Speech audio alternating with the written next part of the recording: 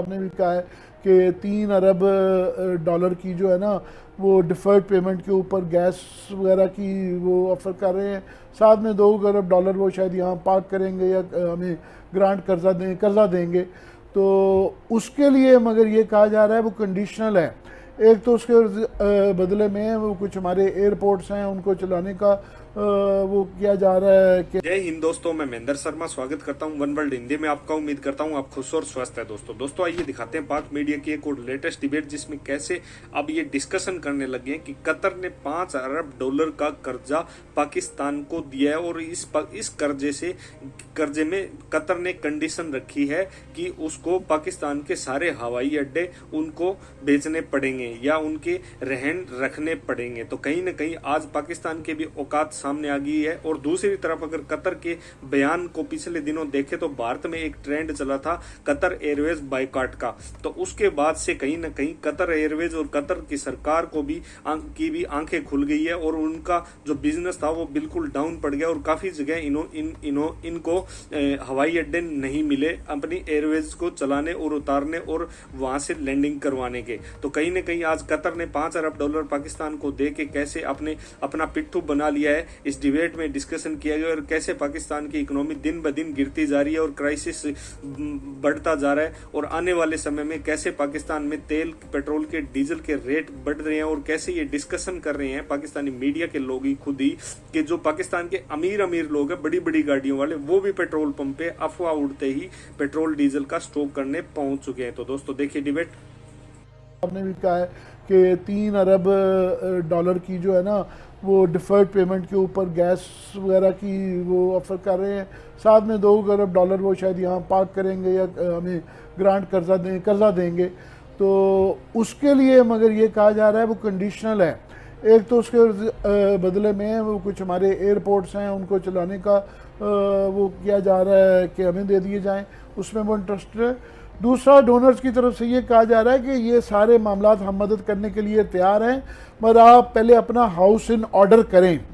ये बेयकीनी कि उसमें हर डोनर घबराता है कि आपको पैसे तो दे दें, हमें ये यकीन नहीं है कि हमारे ये पैसे का अच्छा इस्तेमाल होगा या ये वापस आएंगे, तो आप अपना पहले हाउस इन ऑर्डर करें।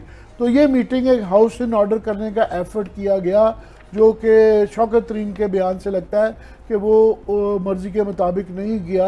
अब ज़ाहिर है शौकत तरीन साहब, मेरा अंदाज़ा है कि वो अकेले नहीं गए होंगे, इमरान खान साहब से पूछ के गए होंगे और उन्होंने वहाँ जो जवाब दिया हुआ है वो भी इमरान खान की तरफ से ही जवाब दिया है।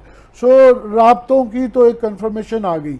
अब ये है कि इस मीटिंग का एक और पहलू ये है कि ज़ाहिर है इस वक्त बेयकीनी की वजह से एक मुआशी मसला तो बहुत ज़्यादा है। डॉलर आज इस तरह मज़ीद 4 रुपये मज़ीद बढ़ गया है। उसके बाद सिर्फ अफवाह से कि जी 10-20 27 रुपये 10 से लेके 27 रुपये तक के अफवाह उड़ी हुई थी कि जी पेट्रोल की कीमत बढ़ जाएगी। और मुफ्ता साहब ने डिनाई भी किया कि जनाब ऐसा कुछ नहीं है।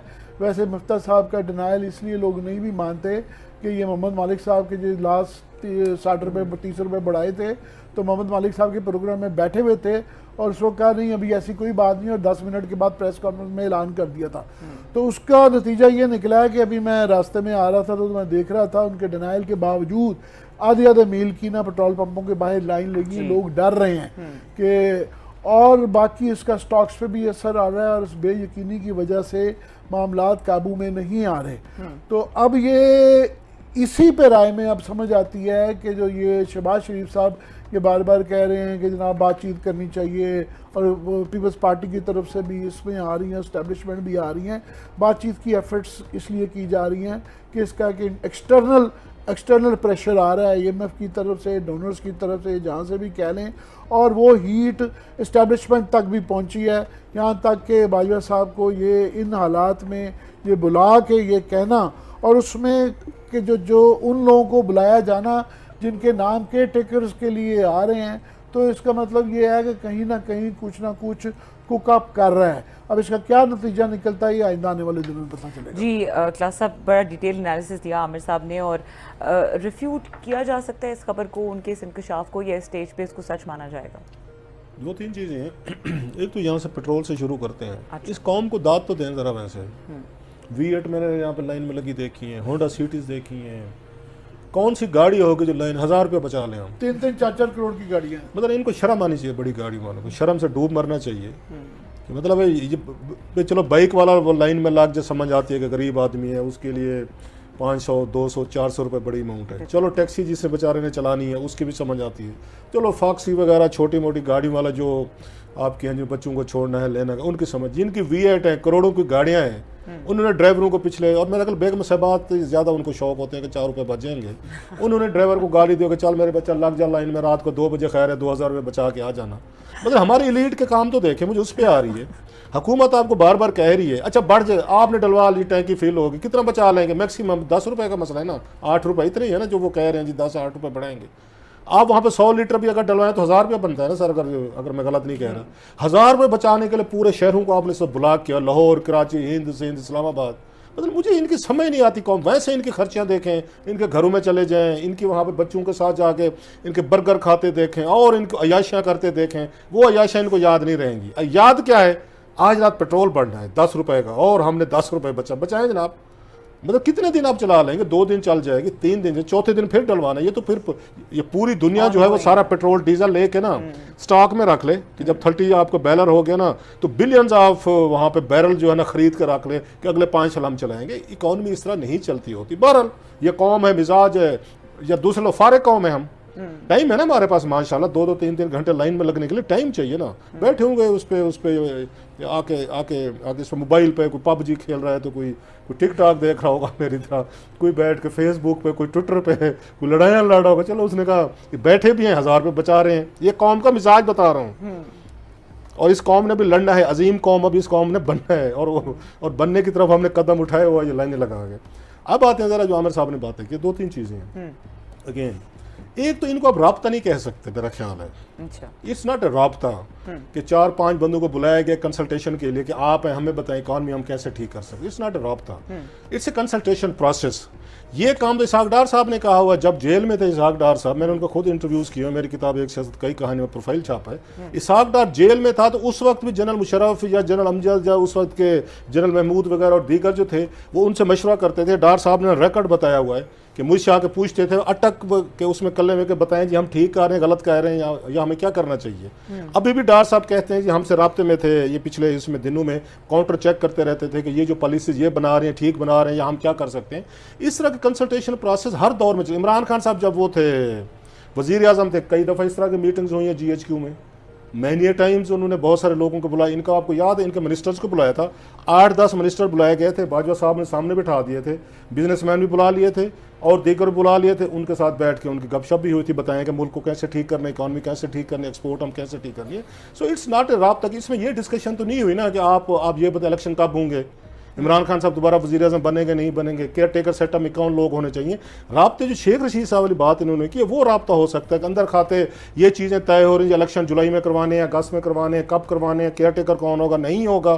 दिस इज़ कॉल्ड राब्ता। ये मेरी अंडरस्टैंडिंग, आमिर साहब की डिफरेंट हो सकती है। ये कंसल्टेशन प्रोसेस था कि मुल्क को ये मसला है, आप इसी मुल्क के शहरों में अगर ये मुर्गी बच गई तो अंडे खाएंगे सारे, अगर ना बची मुर्गी तो सारे जाएंगे। खैर अगर इलीट को तो कुछ नहीं, शौकत तरीन को क्या होगा आपका ख्याल, इस मुल्क को खुदा न खासा कुछ, वो पहले 2 बैंक डबो के आए हुए हैं, उनको क्या फ़र्क पड़ा है? उनको तो कोई फ़र्क नहीं पड़ा। जो बंदा 2 बैंक डबो के आया है वो आपके फाइनेंस चला रहा था, जिसके समझे इस वक्त सबसे मोस्ट वांटेड हैं, जो नैब में कैद रहे हैं, अनवर मजीद की बात कर रहा हूँ, दुनिया जहाँ के बड़े फ्रॉड में मुलविस थे, जिन्होंने पूरा 40 बिलियन रुपीस का फेक अकाउंट में, अनवर लफ्ज हैं अभी भी हैं, खुद नैब के सबसे बड़े मुलजिम रहे हैं शौकत तरीन साहब। इन्होंने जब ये रेंटल आया था, पावर रेंटल क्राइसिस आया था, ये यहाँ लकीड़ हजम पत्थर हजम है। ये जो आज पाकिस्तान डिफॉल्ट की तरफ जा रहा है, ये आज रात की कहानी थोड़ी है। ये इमरान खान साहब के 2-3 सालों की बात है या इनके 1-2 अगर महीनों की बात है। ये तो पिछले आप 40 साल से मसले हैं। यही शौकत तरीन साहब थे, यही ये रेंटल जो आपका स्कैंडल आया था मिलियंस ऑफ डॉलर का, he was the main architect और ये फाइनेंस मिनिस्टर थे उस वक्त। इन्होंने जाके बैठ के एडवांसेस दिए थे, कैबिनेट 7% अप्रूव किया, इन्होंने बैठे 14% कर दिया था। लोगों को एडवांस इन्होंने डॉलर इन्होंने बांटने शुरू कर दिए थे, जिससे ये बाद में क्राइसिस शुरू हुए थे।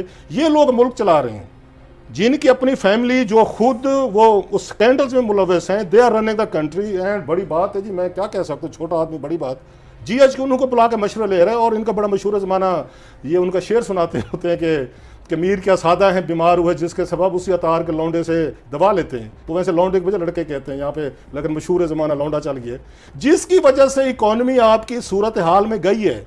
जो अजीज रिश्तेदार यार दोस्त बिलियंस ऑफ रुपीज़ और डॉलर्स में स्कैंडल्स में थे, उनसे मशवरे मांग लिए जब बताया जी इकॉनमी कैसे हो, कद नहीं मैं तो नहीं बताता। ना बताया जनाब, आपने बैंक चला लिया अपने, इतने काबिल होता अगर शौकत रही तो अपने बैंक चला के आता।